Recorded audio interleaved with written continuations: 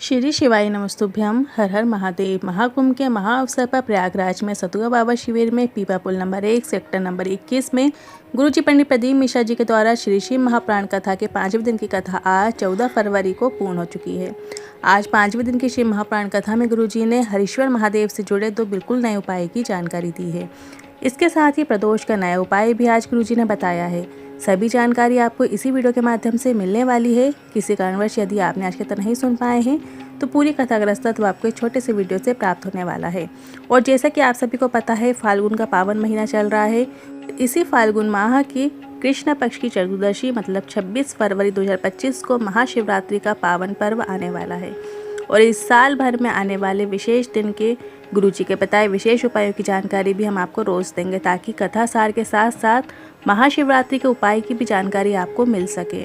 महाशिवरात्रि के उपाय प्रदीप मिश्रा जी के पार्ट नंबर 1 पूरा वीडियो देखिए, और वीडियो उपयोगी लगे तो दूसरे पार्ट के लिए कमेंट बॉक्स में पार्ट 2 ज़रूर टाइप कीजिएगा। आज 14 फरवरी 5वें दिन की कथा में गुरुजी ने कुल 16 उपाय पत्र उपयोगी जानकारियाँ दी हैं। तो बढ़ते हैं आज की कथा की पहली जानकारी की ओर। गुरुजी ने कहा, ज्ञानी को समझाना सरल है, अज्ञानी को समझाना सरल है, पर अभिमानी को नहीं समझाया जा सकता। बढ़ते हैं आज की कथा की दूसरी जानकारी की ओर। जिस घर में शंकर नहीं होता, जिसके पूजन में शंकर नहीं होता, जिसके मंत्र में शंकर नहीं होता, जिसके व्रत में शंकर का नाम नहीं होता, उस घर शमशान के समान है जिसके घर में शिव नहीं है। जिसके पूजन में शिव नहीं है, जिसके मंत्र में शिव नहीं है, जिसके व्रत में शिव नहीं है, वो सब व्यर्थ है, उसका कोई फल नहीं मिल सकता। बढ़ते हैं आज की कथा की तीसरी जानकारी की ओर। 25 फरवरी से रुद्राक्ष महोत्सव कुबेश्वर धाम से शुरू हो जाएगा। रुद्राक्ष महोत्सव में शिव महाप्राण कथा भी होगी। 2 दिन ही सही कुबेश्वर धाम में रुक कर जाओ, बाबा खाली हाथ नहीं छोड़ेगा। जिन्हें साथ ही कहा कि अभी रुद्राक्ष वितरण बंद है, पर रुद्राक्ष महोत्सव के बाद फिर से रुद्राक्ष वितरण शुरू होंगे। रुद्राक्ष वितरण फ्री होते हैं, जिसे आपको स्वयं कुबेश्वर धाम में लाइन में लगकर लेना होता है। ऑनलाइन नहीं भेजे जाते हैं। कंकड़ शंकर की धारा से 5 कंकड़ उठाओ, पूजन करो और 4 वही छोड़ दो और 1 लेकर अपने घर चले जाओ। वो आपके घर के कष्टों को दूर करके घर के भंडार भरने वाला होता है। बढ़ते हैं आज की कथा की चौथी जानकारी की ओर। 26 फरवरी 2025 महाशिवरात्रि का दिन परिवार के लिए किया जाने वाला सबसे विशेष उपाय इस प्रकार है। गृह क्लेश होने पर, भाई भाई में यदि गृह क्लेश हो रहा है, सास बहू में गृह क्लेश हो रहा है, पति पत्नी में गृह क्लेश हो रहा है, या बच्चे कुछ भी अनशन बोलते हैं, तो इसके लिए आपको इस विशेष उपाय को महाशिवरात्रि के इस पावन पर्व पे करना चाहिए, जो कि 26 फरवरी के दिन है। तो इस दिन आपको गेहूं की 7 बाली ले लेना है। बस इस उपाय को करने के लिए आपको गेहूं की 7 बाली की आवश्यकता होगी। 7 बाली आप ले लीजिएगा और अपने घर में घुमाकर अपना नाम और गोत्र बोलकर घर की सुख शांति के लिए कामना करते हुए शिवलिंग के ऊपर अर्पित कर देना है। पूरे घर में अपने घुमा लेना है, और जब आप शंकर भगवान के शिवलिंग पे उन 7 बालियों को लेकर जाइएगा और फिर अपना नाम और गोत्र बोलकर 7 बाली शंकर भगवान की शिवलिंग पे अर्पित कर दीजिएगा। बस आपको इतना ही करना होता है। बढ़ते हैं अगली 5वीं जानकारी की ओर। गुरुजी ने कहा, एक गुरु में वो बल होता है, गुरु उसे कुछ दे या ना दे, पर उसको पार ज़रूर लगा देता है। कितना भी दुख हो, कितना भी चिंता क्यों ना हो, कितनी भी जीवन में कष्ट क्यों ना चल रहा हो, आपको भोलेनाथ की शिव महाप्राण सुनते समय या मंदिर जाते समय मुस्कुराना चाहिए, क्योंकि शिव ने हाथ थाम लिया है।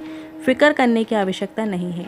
आज के समय में शिष्य और गुरु पहले जैसे नहीं रहे। शिष्य थोड़ा सा वैभव देखकर डोल जाता है और गुरु थोड़ा सा वैभव देखकर बोल जाता है। बढ़ते हैं आज की कथा की 6वीं जानकारी की ओर। शिव महाप्राण की कथा कहती है, बहुत अधिक वैभव आ जाए, यदि बहुत अधिक सत्ता मिल जाए, बहुत अधिक धन मिल जाए, तो आपको अपनी विनम्रता को बढ़ाने का प्रयास करना चाहिए। आपको विनम्र बनना चाहिए। बढ़ते हैं आज की कथा की 7वीं जानकारी की ओर। गुरुजी ने कहा, बच्चा यदि तुम्हारा हाथ पकड़ा है तो कहीं भी छूट सकता है, वो कभी भी हाथ छोड़ सकता है। और अगर तुम बच्चे का हाथ पकड़े हो, तुम बड़े हो, तो क्या छूट सकता है? नहीं ना। उसी तरह हम शंकर के हो जाएं, शिव हमारे हो जाएं, इस प्रकार से शिव भक्ति करें। जब हम आगे हाथ करके 1 लोटा जल शिवलिंग पर चढ़ाते हैं तो महादेव हमारा हाथ थाम लेते हैं और हमें संभाल लेते हैं। बढ़ते हैं आज की कथा की 8वीं जानकारी की ओर। 26 फरवरी महाशिवरात्रि का विशेष उपाय। एक बेर से जुड़े विशेष उपाय की जानकारी देते हुए गुरुजी ने बताया था कि एक बेर महाशिवरात्रि के दिन भोलेनाथ को अर्पित किया जाता है, ताकि घर में जितने भी सदस्य रह रहे होते हैं उतने सदस्य में जिंदगी में उन्हें कोई बड़ी बीमारी ना हो और हमारे परिवार में किसी सदस्य की कभी अकाल मृत्यु ना हो। मात्र महाशिवरात्रि के दिन यदि आप एक बेर अर्पित कर देते हैं तो अकाल मृत्यु भी टल जाती है। आप ये विशेष उपाय घर का कोई भी एक सदस्य भी करेगा तो इसका लाभ आपको पूरे परिवार को देखने को मिलेगा। तो आप इस 26 फरवरी को महाशिवरात्रि में करके अधिक से अधिक लाभ जरूर प्राप्त कीजिएगा। और अगर जिन्हें पेट से जुड़ी हुई समस्या है, उदर से जुड़ी हुई समस्या है, तो महाशिवरात्रि के दिन शिवलिंग पर एक बेर अर्पित करें और वही एक बेर आपको प्राप्त कर लेना है, औषधि रूप में प्राप्त कर लेना है। उसके बाद उसी बेर को आपको खा लेना है। भी पेट से जुड़ी हुई समस्या है, उधर से जुड़ी हुई समस्या है, वो समाप्त हो जाती हैं। बढ़ते हैं आज की कथा की 9वीं जानकारी की ओर। जो व्यक्ति बहुत बीमार रहता हो, दवाइयाँ कार्य नहीं करती हों, बार बार बीमार हो जाता हो, परेशान रहता हो, तो आपको 7 बेर लेनी है और 7 बेर को अपने ऊपर से 7 बार घुमाकर शिवलिंग के ऊपर दोपहर के 12 बजे आपको अर्पित कर देना है। आपका जो रोग है, आपकी जो बीमारी है 3 माह के अंदर समाप्त हो जाती है। विशेष उपाय आप इस महाशिवरात्रि के अवसर पर ज़रूर कीजिएगा। 26 फरवरी के दिन ज़रूर कीजिएगा। आपको अपने सर के ऊपर से घुमाते समय घड़ी की विपरीत दिशा में घुमाना है, इस बात का आपको ध्यान रखना है। अगर आप किसी के लिए उपाय कर रहे हैं तो आप उसका नाम और गोत्र बोलकर उसके ऊपर से घुमाकर उसका नाम और गोत्र बोलते हुए शिवलिंग पर दोपहर के 12 बजे आपको महाशिवरात्रि के अवसर पर अर्पित कर सकते हैं। लाभ ज़रूर देखने को मिलेगा। अब बढ़ते हैं अगली 10वीं जानकारी की ओर।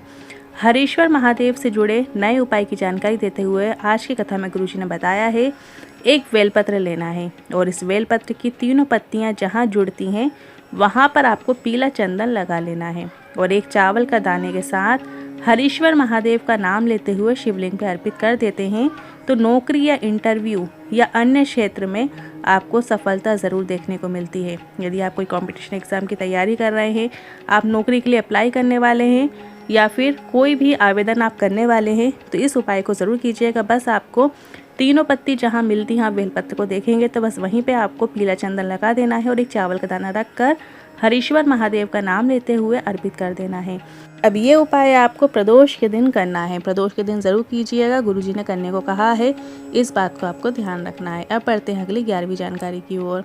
गुरुजी ने एक और उपाय आज की कथा में बताया है जो कि प्रयागराज से चल रही है।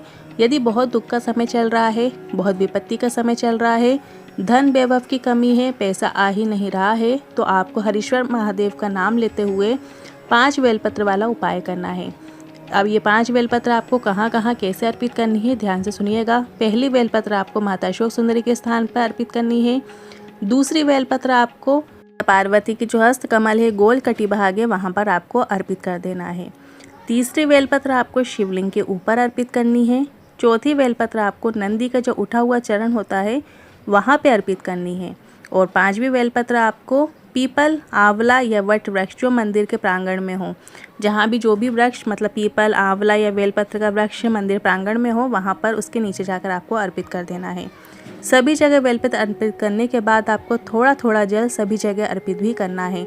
जैसे आपने माता अशोक सुंदरी के स्थान पर बेलपत्र अर्पित की, थोड़ा सा जल आपको अर्पित कर देना है।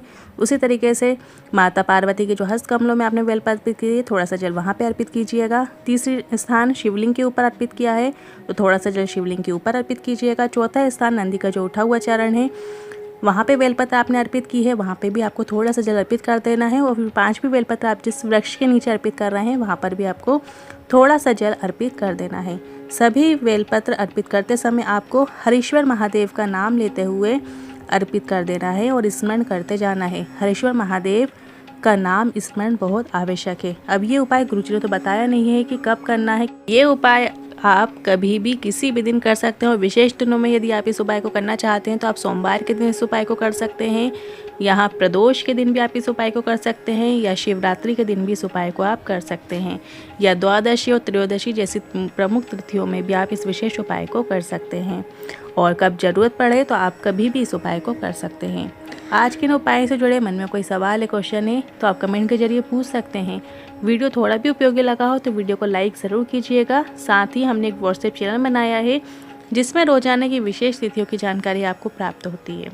आप हमारे व्हाट्सएप चैनल को ज्वाइन कर सकते हैं जिसकी लिंक हमने कमेंट बॉक्स में पिन कर दी है। आप उस लिंक पे टच करके हमारे व्हाट्सएप चैनल को ज्वाइन कर सकते हैं जो कि एकदम फ्री है। हर हर महादेव, श्री शिवाय नमस्तुभ्यम।